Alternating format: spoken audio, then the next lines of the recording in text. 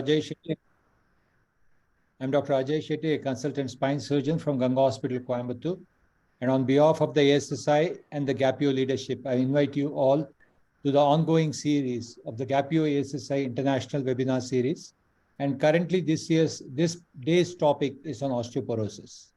As you all are well aware, osteoporosis is a very important topic, and especially in the next few years as the aging population is increasing in the Indian subcontinent. I would like to thank Dr. Anupam Sibal and Dr. Sushil Jain for giving us, for ASSI, this opportunity, and like to invite Dr. Raju Vaishya. Dr. Raju Vaishya is a senior consultant orthopedic and joint replacement surgeons at Apollo Hospital, New Delhi. He has got 36 years of experience in orthopedics and has performed over more than 10,000 joint surgeries. He has been listed in the Limca and Indian Book of Records several times. He is one of the top 2% researchers in the world, and he has got about more than 700 publications and is a recipient of various distinguished awards, which include the B.C. Roy Award and the GAPIO Siemens Innovation Award in Medicine. He is also an honorary lecturer of the Edghill University in UK and the editor of 11 medical journals. It gives me great pleasure to invite Dr. Raju Vaishya. Over to you, sir, as a chairperson.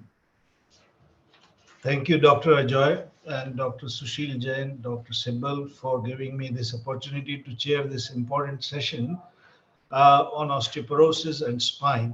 As you know, osteoporosis is closely related to the spine because the common involvement of musculoskeletal system by osteoporosis mostly happen in spine, hip, and wrist, spine being the most common. Fortunately or unfortunately, it's a silent disease, so people do not know until they sustain a major fracture whether they are suffering from osteoporosis. And hence, the importance of recognizing this disease is of paramount importance to prevent these fractures. And now we have not only the diagnostic tools like DEXA scan, etc., which can diagnose the degree of osteoporosis, and we can then initiate the treatment accordingly. But now we also have risk assessment tools like FRAX tool, Q fracture tools, where we can predict the probability of such osteoporotic fracture in next 10 years.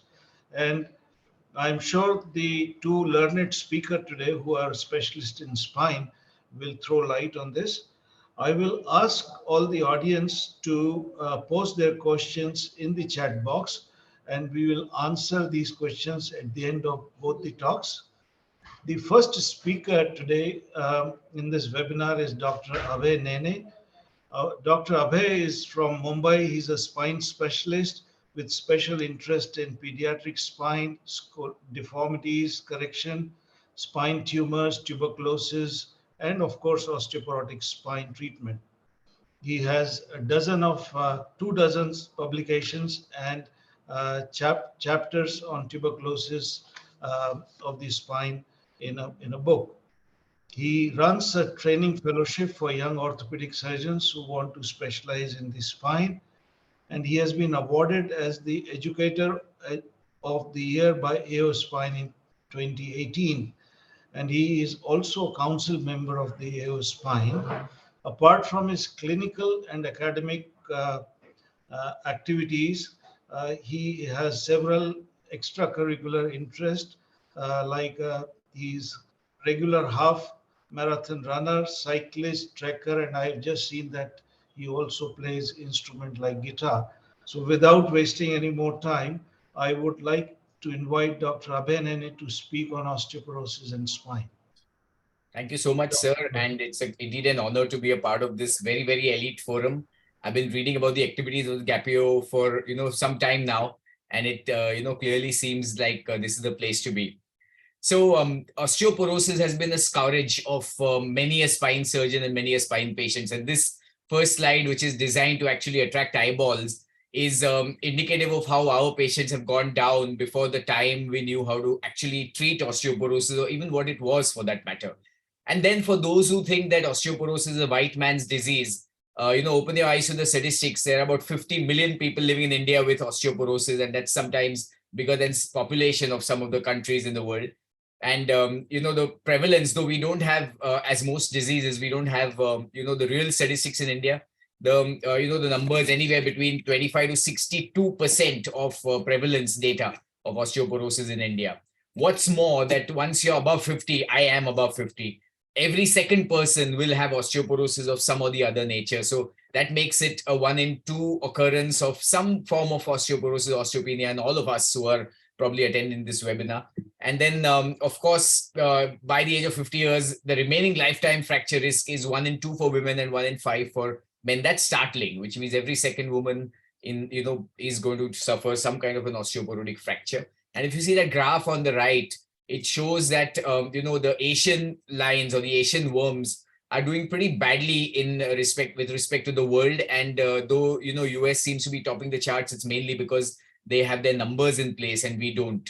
And recently, the Lancet published the density of osteoporotic women in the world. And as you can see, India is in the red zone. So it's not really a Western person's disease. And unlike what we thought 2 decades ago, that osteoporosis was a future shock, rest assured, it's here, it's now, and it's present, and it's here to stay. So I want to quickly take you through how osteoporosis pans out in the body and in the spine before I open the floor up to the next eloquent speaker who's going to tell you more details about diagnosis and treatment.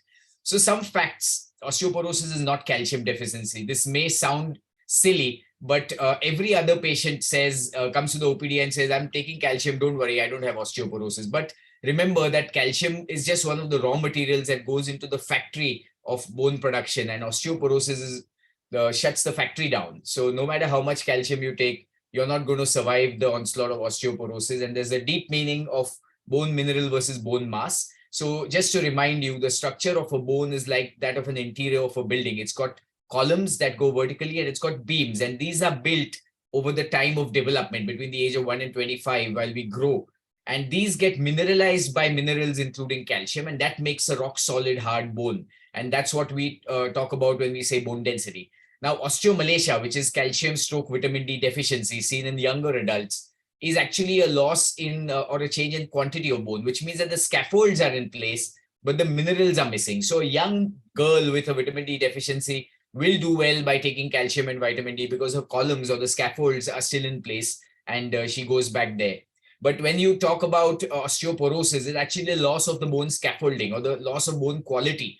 So this is quite descriptive when you look at the pictures there. There's loss of beams, loss of columns, and hence the mineral has very little place to hang on to. So such a person, merely by ingesting calcium, is not going to really produce strong bone, and something else has to go in. And these are real life histological pictures of the bone. And you can see it's literally like a scaffolding that's gone down when you get osteoporosis.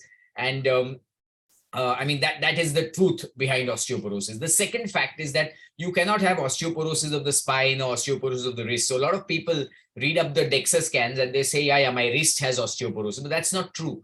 Osteoporosis is actually a systemic disease, and the manifestations are seen in the various bones. The wrist turns out to be the lowest in most Indians because of the lack of muscle mass, and hence the DEXA, which is in itself an inadequate test, tends to pick up weaker bones in the wrist compared to the spine or most other places. So osteoporosis is a systemic disease, unlike arthritis, which can affect one joint, or an infection that can affect one area of the musculoskeletal system. Osteoporosis is a systemic disease and it affects all the bones in the system. I have to get the hacker out.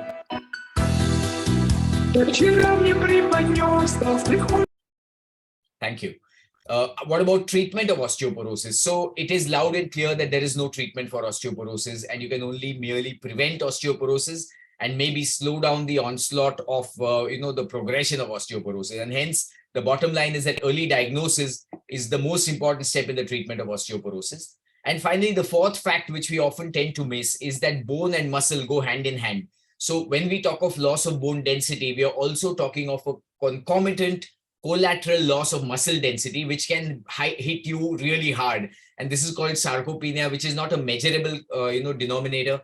And it's something that you see physically. You'll see most of your older parents losing muscle mass, losing the arm and thigh and leg circumference. And this sarcopenia can hit you badly, especially if you're undergoing procedures, like we found out in our small study on on how spines behave after surgery. And people who had sarcopenia, which is tantamount to osteoporosis, actually have much poorer results than people with normal normal bone density and normal bone mineral or muscle mass. What about medical management? Like I said, Dr. Bharat Dave, who's probably a champion of this cause, is on the show, so I don't have to talk about it. But I want to tell you how a surgeon should look at, or how a physician should look at, a very basic understanding of the bone turnover cycle, which actually involves dynamism in the bone. The bone is not a static quantity, but there is bone formation and bone loss happening 24/7 all year round. And net after the age of 25, there's a the bone loss slightly starts winning bone formation, and that kind of dips after the age of 45. So if you look at the age parameters, in a male, the bone keeps forming till the age of 20. Then there's a slow formation till the age of 45, and that's the time where you can cash in and try and get maximum bone in your bank before you start the expenditure. In females, because of menopause and a sudden acute loss of of hormones, there's a sudden dip in the bone quantity, and you lose bone, and then males and females catch up at the age of 70. So our peak bone mass is achieved anywhere between the age of 20 and 35 or 45, and that's the time that you can really act in. Hope that your genes are good, have a healthy diet, get out of the video game parlor and go outdoors and play, eat good food, do weight-bearing exercises to enhance your earnings during your earning lifetime before you retire and start spending that bone. And hence, early diagnosis of osteoporosis becomes critical. Though we'll hear in more details, these are the general parameters which can guide you towards suggesting that this person is heading towards osteoporosis, and the preventive brigade should come to the party and try and prevent osteoporosis as early as you can before it forms. And obviously, the medications involved either halt or reduce bone loss, or actually up the bone formation. And you'll hear more about this if you watch this space. Now, what does osteoporosis do to the spine? That's the key question, right? So here's the fact. More than half the osteoporotic fractures happen in the spine. That should be bad enough for you to know. Why is this data so, why is it so partial to the spine or impartial to the spine? The spine is load bearing for 18 hours of the day, unlike the rest of the bone, and hence it's always under a threat of loading. And the spinal bones are cancellous bones. Cancellous bones get drawn out the first in osteoporosis. And this is the reason why osteoporotic fractures are much more common in the spine than in other places. And it's commonplace today to see an old lady walk into your room with a CT scan or an X-ray that looks like this. Everything is crumbling, and the lady is getting shorter, and they say, don't hug grandma because she's going to crack. Right? So this is what an insufficiency fracture is. We must understand that unlike a regular fracture where you get hurt and the bone cracks into two, an insufficiency fracture is actually an implosion of this nature, where the bone actually collapses within itself, compacts itself, because the columns inside have given way, and under the strain of the load of the body, the bone kind of sits down. And this is a compression stroke insufficiency stroke compaction fracture. Now, what happens to these fractures? We were taught traditionally that all insufficiency fractures in the spine heal, and which is a fair judgment because 80% really do heal. But we must realize that those 80% also heal with collapse and a certain amount of deformity and a certain amount of soft tissue injury that remains permanently. So this guy may have his bone healed by the end of 8, 10, 12 weeks, but he will always carry the soft tissue injury above and below in the discs and in the ligaments behind, a certain amount of deformity and a collapse at that area. So he doesn't come back to normal, unlike a young kid who's cracked his forearms and comes back to normal. Also, a good number of these fractures do not heal. And this non-healing was then described as the alligator jaw phenomenon, where the center part of the bone starts to dissolve, which means that there's a crack, but the bone did not compact itself. It remained open, and the stuff inside went into what is called aseptic non-union, or called avascular necrosis. And in 2014, in the European Spine Journal, we published factors that could predict a potential non-union in the multitude of fractures in the spine you see. If you see any of these, these factors, end plate fractures, anterior cortex broken, or an old adjacent fracture around the present fracture, there's a high chance that your fracture is going to go into non-union. And though this is not a very strong study, it's a good predictive, good prediction of what's to come. So this central part of the bone, which is actually cracked, goes into avascular necrosis, and this is called the Kumel lesion. The Kumel lesion is a pseudoarthrosis lined by a synovial cavity full of fluid, and this becomes like an accordion which opens and closes on loading. And this is really what is called as spinal instability. So the next thing that happens to the spine is spinal instability. And as a surgeon or as a treating physician, you must recognize the difference between an intravertebral and an intervertebral instability. And the term is as apparent as as the narrative or the descriptive of this.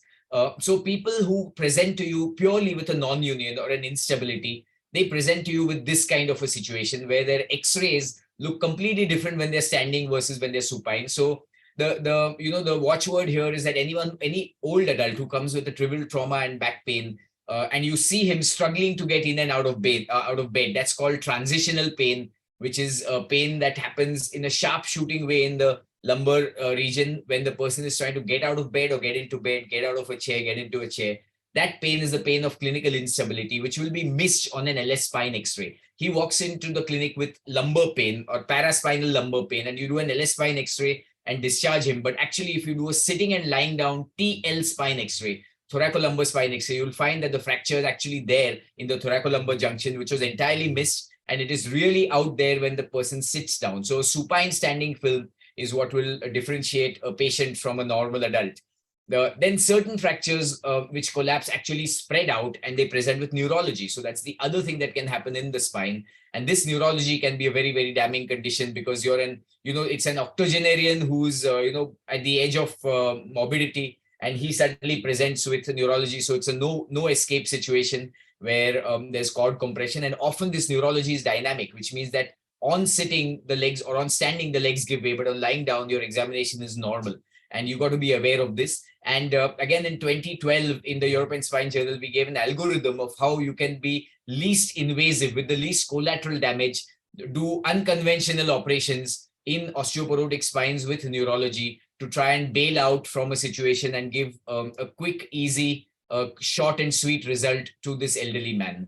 Also, surgeons recognize the difference between these two patients. So a lady who's in deep osteoporosis, who comes with a scoliosis versus a lady who's 20 who comes with scoliosis, it's not a level playing field. And as you can imagine, screws or implants hold very, very poorly in a weak bone. And hence osteoporosis has been a scourge of surgeons. It's been the cause of several surgical catastrophes. These are all my patients who've really gone south merely because the osteoporosis was not well done or well treated, though the surgery seemed to be all right. And it's something that we need to realize, that we need to preemptively treat patients with the available list of medicines. And you'll hear a good lot about these from Dr. Bharat Dave. All I can tell you is that today we rely heavily on teriparatide because it seems to be a savior for surgeons, and it can pull you out from a really tight spot. So to end, I would give 3 or 4 take-home messages. The first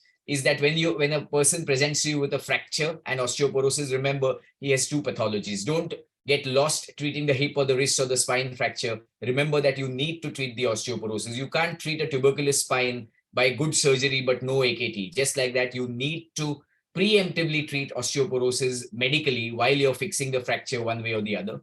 The presence of an insufficiency fracture makes this a severe osteoporosis. And as you resonate from the rest of the speakers, it puts you in line to take teriparatide.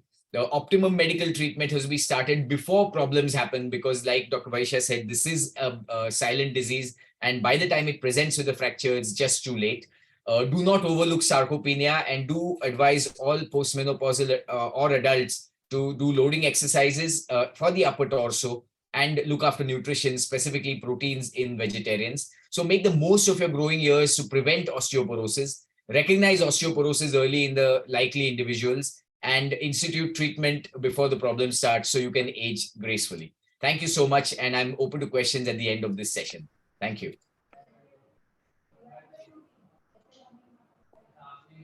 Thank you, Dr. Bharat Abhay, for an excellent talk. And you have made a complex topic into a very simple and understandable. We'll come to you again for some questions at the end. Now I invite our second speaker, Dr. Bharat Dave, who is a senior spine surgeon and also director of Satya Spine Hospital and Research Institute in Ahmedabad. He's a high volume surgeon with a large experience of 25 years, and he has been practicing exclusively the spine surgery for more than 2 decades.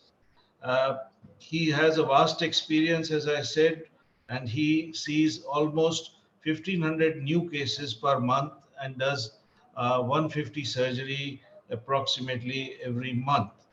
Uh, he is, of course, a very busy clinician, but he is also quite active in the social and professional activities related to osteoporosis. He organizes and participates in several drama and public talks for the public. He publishes booklets for and TV and present TV interviews for the public, and he's also involved in the research and publication related to the spine. He will speak on the prevention and management of osteoporosis, and we would love to hear from the experienced Dr. Dave on this topic. So may I now welcome Dr. Bharat Dave to give a talk.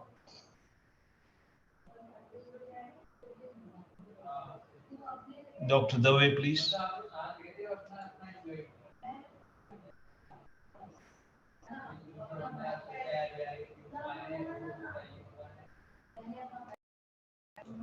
Dr. Dave, you are on mute, please. You'll have to unmute yourself.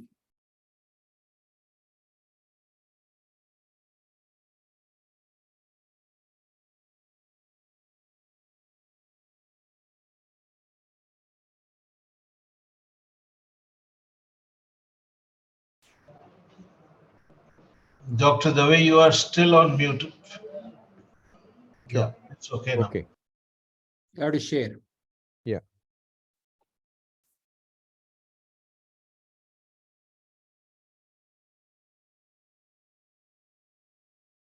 Is that okay now? Yeah. Yeah, sure. Good evening. Thank you for giving me the opportunity to share my work and the experience. I would start with the era of the age quake. As we have now elderly population in and around our society and in our house. And we know that female is usually having osteoporosis double way because of the hormone imbalance along with the age-related osteoporosis. And they tend to live 7 years longer as well. What to expect from this talk? Aging population is rewarded. I think we should be really reducing the morbidity and eventually mortality. That should be the goal of our treatment. And for that, as mentioned by Dr. Nene and by Dr. our panelist, that it is a medical disease and we really need to know how to manage it. But along with that, I would like to put this word sequential therapy, which is very important word from today's talk as well. We will just talk about how to investigate, and we will also consider the primary and secondary prevention of osteoporosis. And this will also ignite the thought, and I will just touch the sarcopenia. Dr. Abhay has already touched about that, but I'll give you a few little, a bit of tips and tricks about the management as well. So osteoporosis, it's oversimplification of this complex process. As Dr. Nene said, osteoclast and osteoblast, he did not mention about that, but osteoclast, they are active, they eat the bone away, but then osteoblasts are not as active, and hence the fire is continuously happening in our body. And we really need to extinguish it. And that is osteoporosis. We all are walking with this fire every day in and out. And that is something which happens to all of us every day.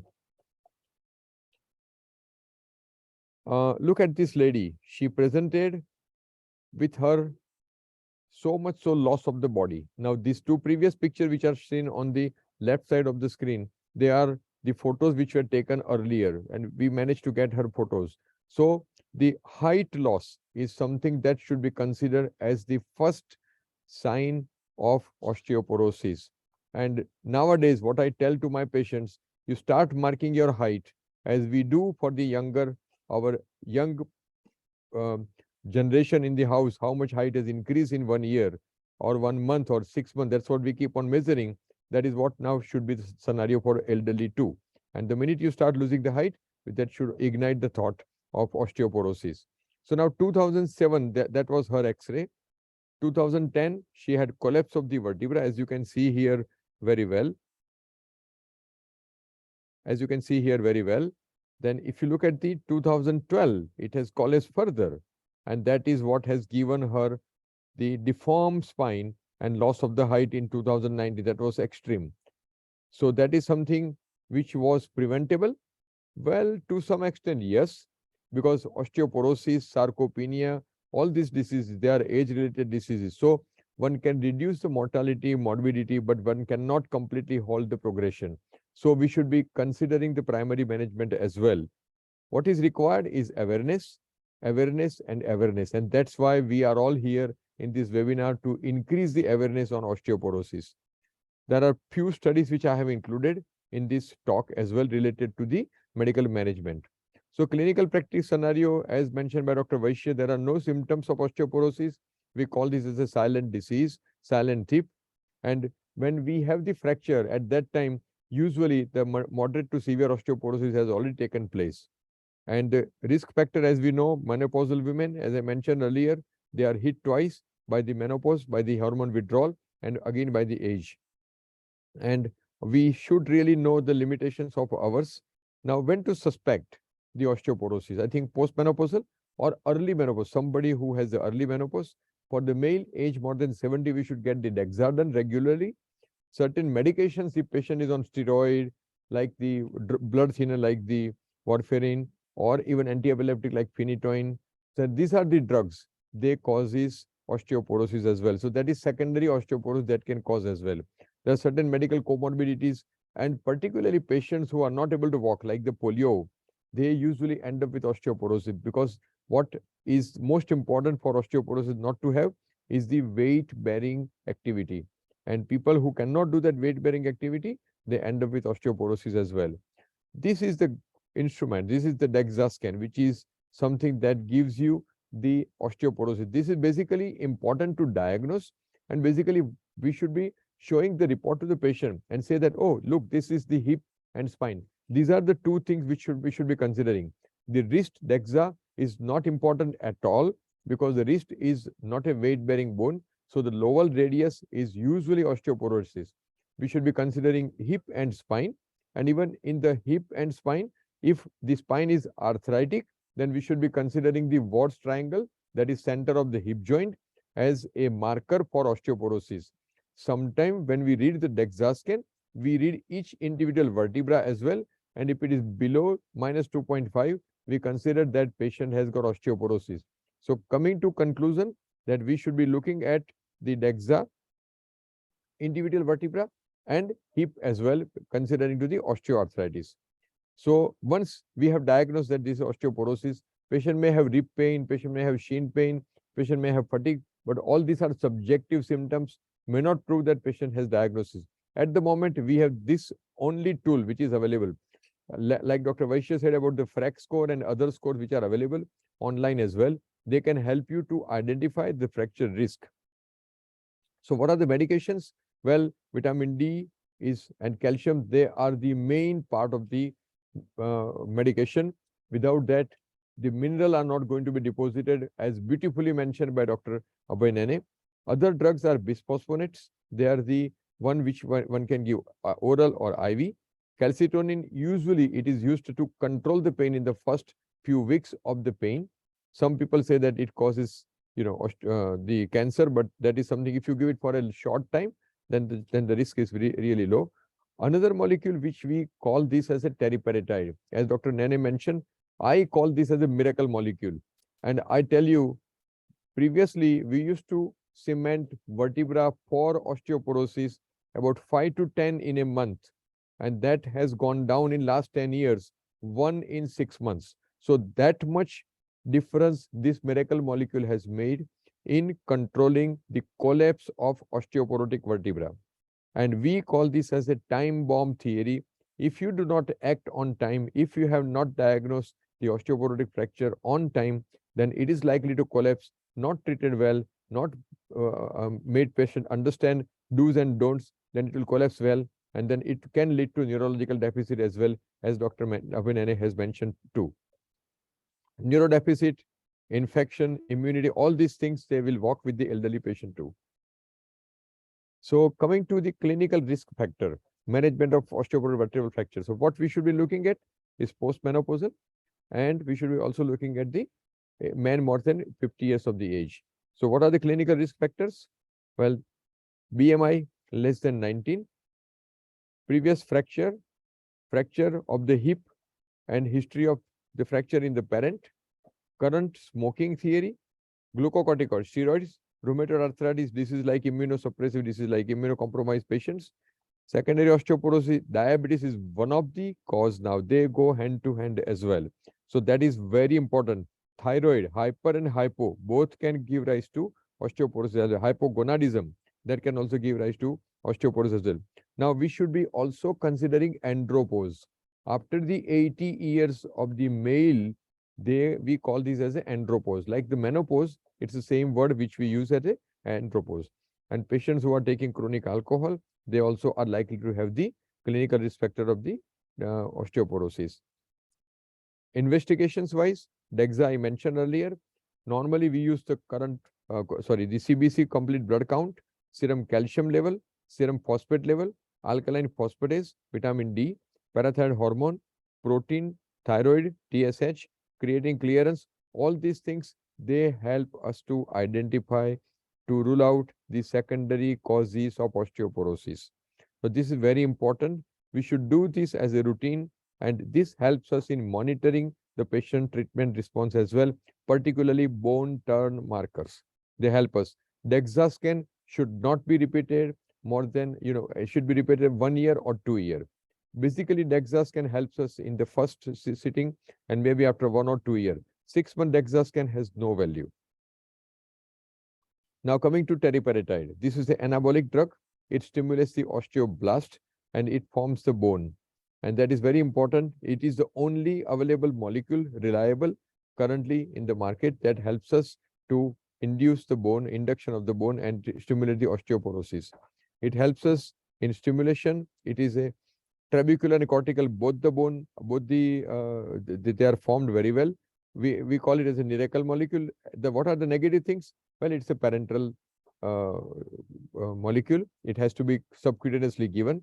The cost is quite prohibitive if you go for the original molecule, which we always recommend because original molecule excels over the biosimilar compared to the, as far as the effect and the side effects are concerned.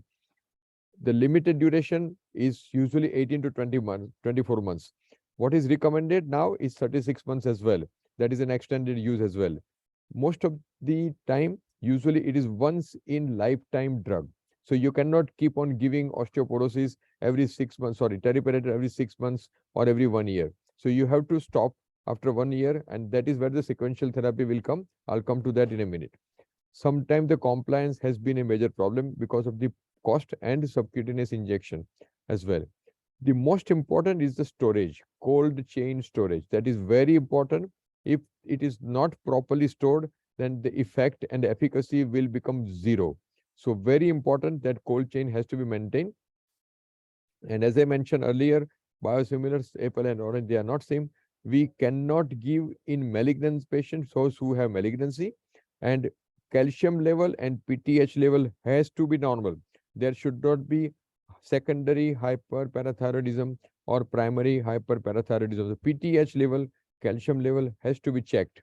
And our observation has been poor adherence to the Indian population as well. That is very important. Now coming to the second molecule, bisphosphonate, most commonly used. It increases the bone mineralization and it usually suppresses the osteoclastic activity and it closes the resorption pits, but not able to stimulate the osteoblastic activity, but then it will stop the bone resorption. So if I may consider that a pot as a bone which is half filled, you need to fill it up with the teriparatide, and after that we stop the leakage by bisphosphonate. So that I will explain again into the sequential therapy. Positive effects are, it is cost effective. Oral or IV can be given. IV is once in 1 year. Oral can be either weekly or monthly therapy. Alendronate is considered to be one of the most effective, and zoledronic acid is again one of the most effective. BMD is maintained, and this drug has to have drug holiday. People have been saying that 5 years, 6 years, after that 1 year, dose should be skipped. So that is drug holiday, which is very important. Sometimes we do get patients who are on bisphosphonate for years together, started by for the rheumatoid patients, and then they keep on taking it, and they come with the pathological fracture, reverse fracture of the femur. So that is very important. So one has to really let the patient know, and creating clearance should be the guide for the bisphosphonate therapy as well. So the negative part are it suppresses the bone turnover, and it can lead to osteonecrosis of the jaw, and the continuous high dose can give rise to atypical fracture. Patient usually compliance is good. If it is given every yearly, then usually they are happy. If at all, we give yearly zoledronic acid. Usually it gives one spike of the fear. So if we are giving it into the perioperative phase, make sure that we give paracetamol and explain to the patient that you may develop fever because of that. So this is very important, and usually we supplement before and after 1 day with the paracetamol in order not to have the fever, drug-induced fever. Denosumab. This is something which is the molecule which is available since last few years in our country, and worldwide it has been available as well. It is once in 6 months subcutaneous therapy. 10 years data is available.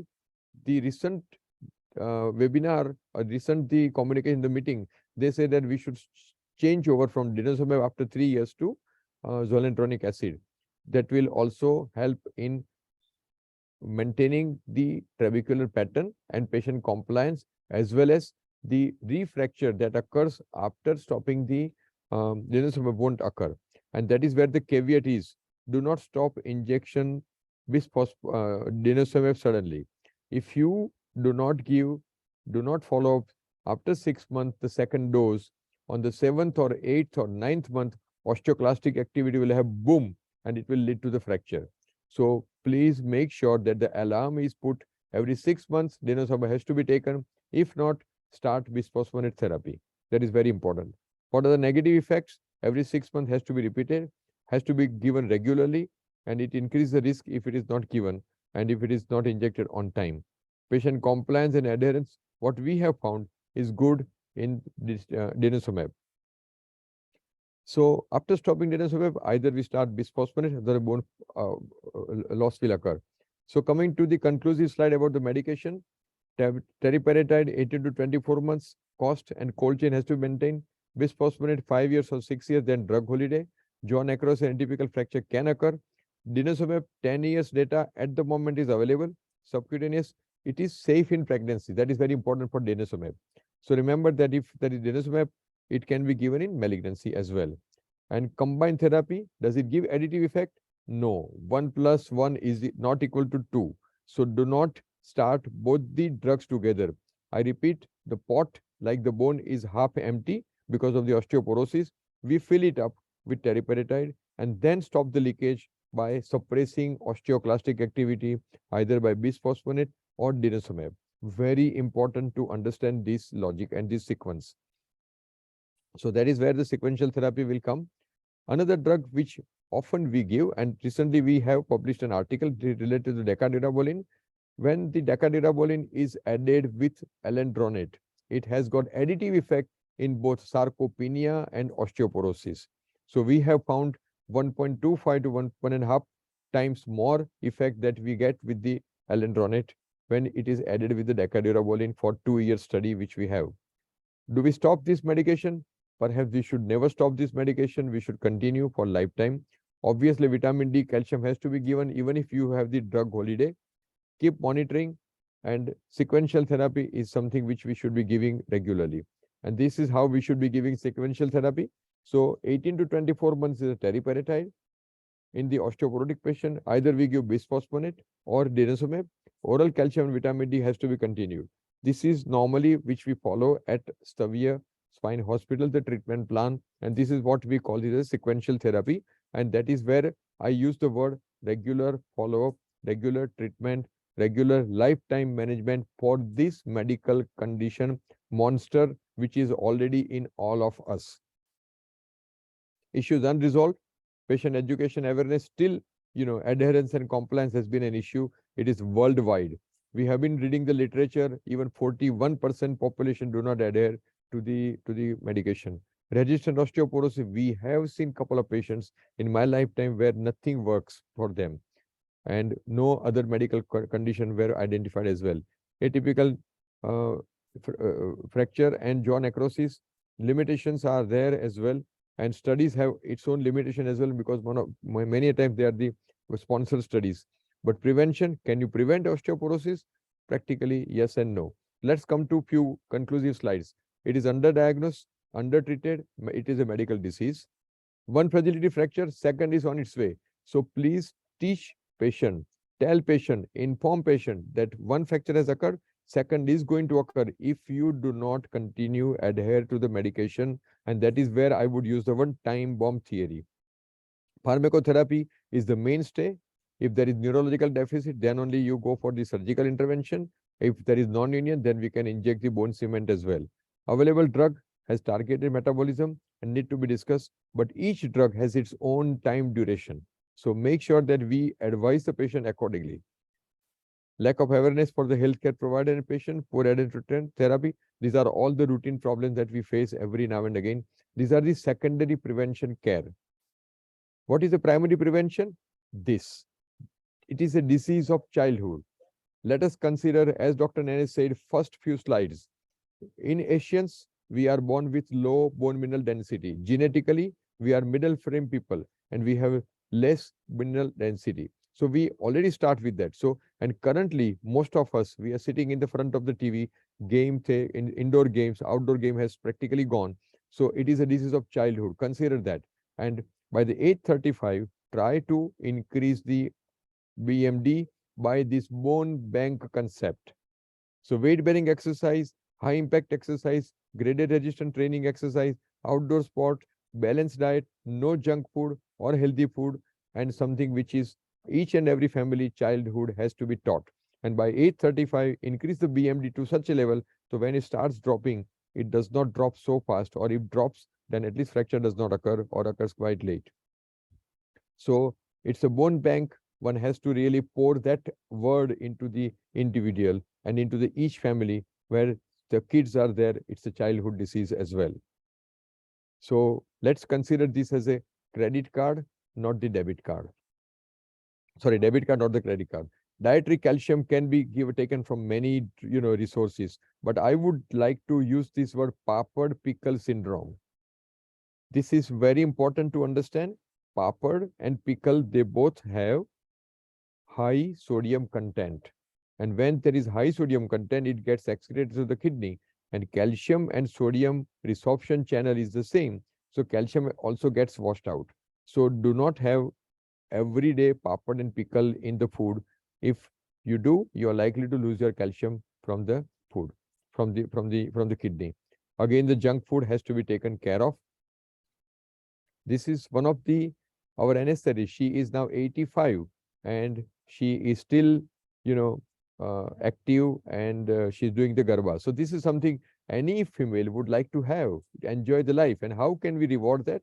By proper medical management. So I will end with love me or hate me, but think about me and remember me. And that is osteoporosis, silent killer, and osteosarcopenia, that is silent sucker. We have named these two words, silent killer and silent sucker. So pour this in the patient brain, in the clinic, maintain these words into the elderly family as well. Can we treat sarcopenia? Yes, we can very well treat sarcopenia by preventing the fall, fracture, and vitamin D. Look at this, 25 years of the age, at 60 years, 25 muscle mass is lost. And at the age 80, 60% of the muscle mass is lost. And DEXA full study certainly helps in diagnosing sarcopenia and evaluation of sarcopenia, and whether the drugs and vitamin D and the protein which we are giving, whether it helps or not. As I mentioned, that alendronate with decadurabolin certainly helps in the DEXA in the management of osteoporosis and sarcopenia as well. So this is something which is the muscle seen on the femur. As you can see that the girth has remained the same, but then the muscle mass is lost. Same thing is seen in the paraspinal muscles as well, as it is shown by the arrow. So fatty infiltration of the muscles is seen as well. So sarcopenia, osteoporosis, they have to be, this duet has to be talked together as well. And as we elderly male patient they come, then we should be talking about the andropause as well. So reduction of the sarcopenia, osteoporosis, vitamin D, muscle strength, improve vision, reduce magnification, prevention of the fall, that has to be done as well. So identify the osteoporotic patient, those who are at the risk, and first sign could be loss of height. To treat the patient, subsequently educate them, fragility fracture, identify the secondary causes, pharmacotherapy approach is must, sequential therapy has to be continued, compliance has to be think about, and patient education has to be continued, and Indian data has the limited value. Identify in the early stage, let society and patient they know, full course of the therapy has to be taken, and identify the defaulter, and consider these monsters. I am repeating these two words, silent sucker and silent thief, together sarco-osteoporosis. One fracture, second on its way, and compliance is very, very important, and sequential therapy is must. Coming to last slide, calcium, vitamin D. Vitamin D is a fat-soluble vitamin D. Overdose can lead to side effect. So let us not give vitamin D as a routine high doses, or at least injectable. Calcium, some people, particularly cardiologists, say that do not give calcium because it may deposit into the artery. So this debate has been going on. So we have been giving calcium citrate maleate, particularly those patients who have tendency to develop the stone, urinary kidney stone as well. That's where the calcium carbonate and calcium sulfate should not be given. Teriparatide maximum 2 years. Repeat dose usually is not advised. Denosumab 10 years dose has been continued, but BMD will drop. Bisphosphonate drug holiday has to be considered, otherwise pathological fracture will occur. Combination therapy is not as good. It's 1 + 1 is not equal to 2, but there is evidence which is not there. So coming to the primary management, childhood disease, increase BMD, bone bank, and activity. Secondary prevention, identify early, awareness. Primary, secondary causes has to be ruled out. Balance approach, because sometimes they may have osteoarthritis and they cannot walk. So there is no way you can stress their bone as well. That is where the medical management exceeds. We should be considering that, and comorbidity has to be considered. So coming to the end, clinical risk factor has to be considered. Start teriparatide whenever there is a fracture. Do not have the collapse of the vertebra to happen. And silent sucker and silent thief has to be thought about together. So treat the person, not just the bone.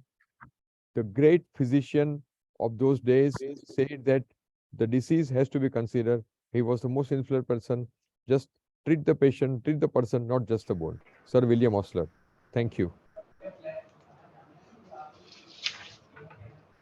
Thank you, Dr. Bharat, for an excellent talk, which was an eye-opener. And both these speakers have done a great justice in bringing out lots of important points related to osteoporosis. Just to highlight some of the points which have been covered by these two speakers, as Dr. Bharat says, it should not be considered as a disease of elderly people only. It's in fact a childhood disease, because if you do not increase your bone bank in the initial phases of between 20 to 30 years, then you can not utilize that bone in later part of life when you have longer life expectancy especially. Secondly, it is very important for the clinicians as well as the patient to understand that we have to not only treat any osteoporotic fracture, but we must prevent the second fracture which is on the way. If you have sustained an osteoporotic fracture, there are chances of having a second fracture related to osteoporosis, if you don't treat it, are almost in the tune of 50%. So it is very important for the clinician to emphasize their patients that we are treating your hip or spine fracture for osteoporosis, but we also want to prevent the second fracture. Thirdly, in our country, where vitamin D deficiency is rampant, about 70 to 80%, most of the patients with osteoporosis may not have pure osteoporosis, but it may have a component of secondary osteoporosis related to vitamin D deficiency. So one must identify and treat vitamin D deficiency also. Uh, Another most important thing to prevent osteoporosis is they people must do weight bearing exercises every day, because weight bearing strengthens the bone, build up the bone mass, and it is said that 45 minutes of brisk walking 5 days a week is much better than any drug if one can sustain that. Secondly, exposure to sun is also very important. Not only you must take calcium and vitamin D rich food, but you must expose yourself to the sun for 45 minutes, especially in the morning time, to have activation of vitamin D that you have taken into an active vitamin D in liver and kidney, which will help to build up your bone. Um, we have a question in the chat box for Dr. Dave. Um, Patients with renal disease, what treatment should be given for osteoporosis in these patients? And second part of the question is that there are so many teriparatide brands that are available. Which is the most genuine in your opinion? This is a question from Dr. Spursh Jaiswal. Dr. Saab, the main important question about the kidney is the place where active vitamin D will occur. So most of the time what we end up giving them is the active vitamin D initially. So that is the vitamin D3 active form. So we usually load them with active vitamin D. Later on we can give D2. Then it will gradually form into the D3. So that is very important. Second thing, creatinine clearance has to be done. If the creatinine clearance is high, usually we take the advice of the nephrologist and we reduce the dose of all the medications. So that is very important. That is related to kidney disease. Now related to the teriparatide. Honest answer, no other biased answer. I have found the best response with original molecule. So if patient is not affording, I certainly tell them that take it for few months and then we switch over to the other molecule. But first few months, I keep repeating that word time bomb theory, because first 3 months, we do not want that to collapse. So the original molecule is the best molecule. Otherwise, the biosimilars, they have effect, but often it is not predictable. So it is not fair to do the injustice to that, but this is something which is a clinical observation from our hospital. Thank you very much. And as you rightly said, the PTH level and calcium level must be done before starting any teriparatide injection. If the PTH is high, it should not be given until it is corrected. Is that correct? Thank you. If the PTH level is high, then patient may have primary hyperparathyroidism or secondary hyperparathyroidism. And believe me, I have one patient every 6 months with primary hyperparathyroidism. So that is something we see it clinically. So it is rare, but then it is not to be missed. So secondary can be corrected with vitamin D and oral calcium, and that will get corrected. Repeat PTH after 4 weeks or 6 weeks. And once it becomes normal, then we can treat the osteoporosis with the teriparatide. Thank you. Now I'll hand over to Dr. Ajoy Shetty to take the proceedings further. Abhay, are you around? Okay. Abhay, the question is that when you do a BMD, if you find that the values are normal, but you look at the radiographs, you feel it's osteoporotic, how do you proceed in this scenario? So it's a good question because Ajay, you know that BMD is the only thing that gives numbers. And hence, as orthopedic or treating surgeons, we like to look at numbers and hang a hat on it and think of that as the ultimate. But, you know, there are FRAX criteria. There are 10 criteria which revolve around the clinical profile of the patient. Loss of muscle mass, loss of weight, loss of height, fractures in the family, steroid, eptoin intake, etc., etc. So these factors fall in place. including the Singh's index on the, on the hip X-ray. So if your loss of trabeculae on plain X-ray with clinical, factors suggestive of osteoporosis, I think you've got to treat osteoporosis. The problem is that since you don't have a number or a denominator, sometimes, following up can become difficult, and that's still a gray zone for us. Okay, there's a question from Dr. Bala. Any advice to Indians settled abroad? Prevention and treatment. Any ancient treatments to use or avoid? So I'll get at that first and then ask the more intelligent surgeon to talk. So I think Indians living abroad typically live in the northern hemisphere because of our dark skin. The angle of the sun rays are much more oblique in the northern hemisphere. So already we are challenged with ultraviolet exposure, and in the northern hemisphere it's much more. And hence vitamin D deficiency becomes almost the middle name of all Indians living abroad. So I've had patients who've been treated years and years on vitamin D and still not going up on it. So basically check your vitamin D every time you come here or over there, and be on continuous vitamin D therapy. There is a good role of anti-osteoporotic effect in homeopathy, and I don't know homeopathy, but I've seen some great results of concomitant treatment with homeopathy. I'm not sure of the other ancient Indian these things, but I'm sure the stuff like Chavanprash and all that goes a long way because it has metal and stuff. So I'm not sure. I'm just taking this out of my hat, but maybe Bharat, you have something more to add. Yeah, I think vitamin D, as somebody is living abroad, I think we should really rule out, is there a problem with the absorption?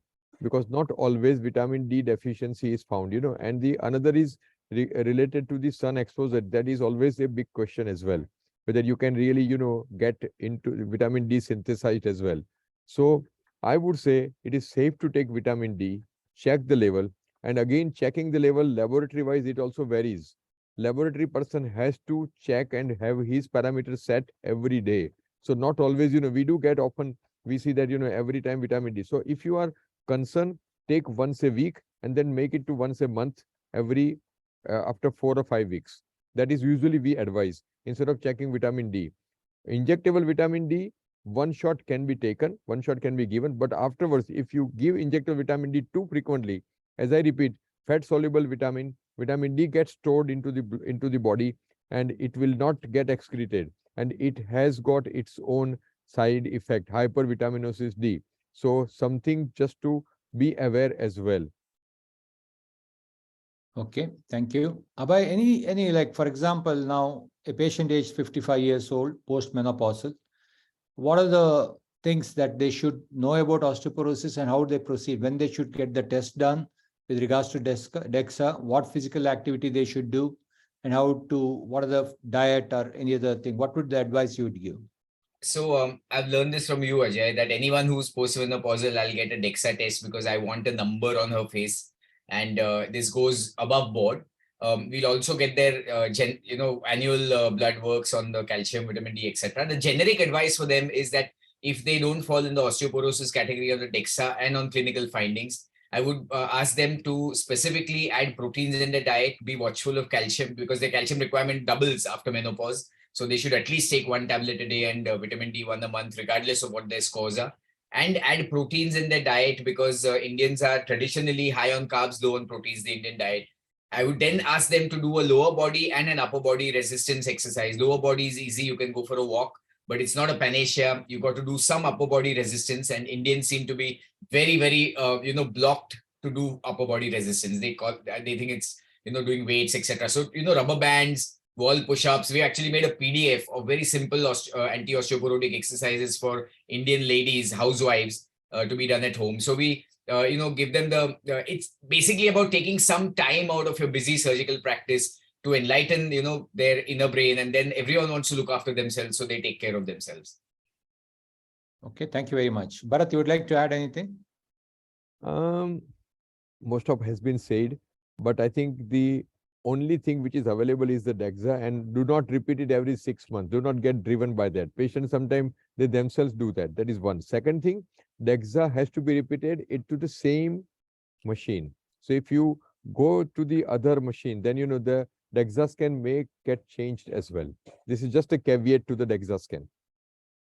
also you should be aware of, or should be wary of, ladies who come and say we've lost weight after menopause, because they think that they've gone on some diet and lost fat, but the fat is right where it is, and it's really muscle loss that has happened, because that's what gets eaten up the first, the proteins, that's the muscle. And the weight loss after menopause is actually a red flag, and you got to watch it with a real big magnifying glass. Okay. Before we conclude, I would like to add, I would like to ask both of you, because both of you has been talking more about sarcopenia. Can you just tell us as to how somebody should address this issue? Because you know that everybody knows about osteoporosis. Sarcopenia is probably the new kid in the block. Therefore, it's a combined event. But how do you address that? What are the things that they should consider? And what are the medications or exercises to do about it? Sarcopenia, as I mentioned, it is a silent sucker. It sucks the muscle. Muscle fatigueness will be observed. Muscle bulk reduces. The girth may not reduce, but the fat is replacing the muscle mass. That is the sarcopenia. If you cannot walk, there are certain criteria that if you cannot walk 6 minutes at a time, if you have the grip strength which reduces, there are few criteria which has been laid down by the European sarcopenia group that diagnoses the osteoporosis, the sarcopenia. The medication which is required is vitamin D, is the muscle vitamin. Proteins has to be taken, and strengthening exercise, particularly the lightweight exercise, has to be done.